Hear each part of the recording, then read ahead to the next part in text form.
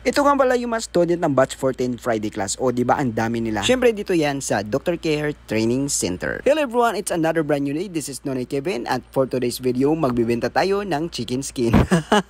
Ganito pala yung ginagawa ko kapag may mga estudyante. Nagninegosyo tayo kahit konti, o diba? Diskarte ba? Sabi nga ni Pinoy Diskarte.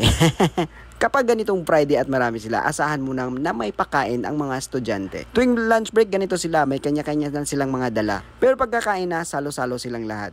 O diba parang fiesta? Kunwari lang akong pumunta dyan dahil nagbabaka sakali akong baka yayain nila ako. Di nga ako nagkamali, inabutan nila ako ng plato o tatanggi pa ba ako?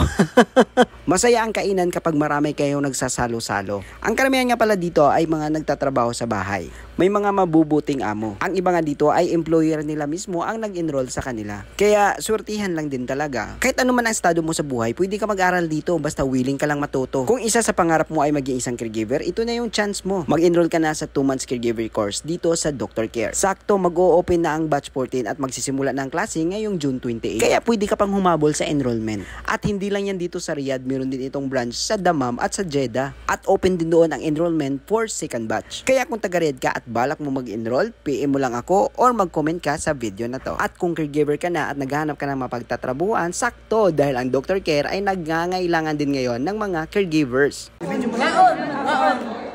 Hoy, tabi kayo ha. Apil ko? Saan ang sibing up ko? Walang ka. Oy, sobre, malamig ka.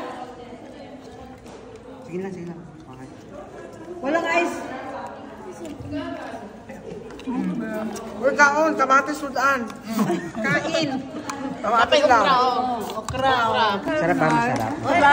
Ko sila kaya bumili. Ito po muli si Nonoy Kevin na nagsasabing hindi pari-pariho ang buhay, may saya at lumbay, kaya kailangan mong maging matibay.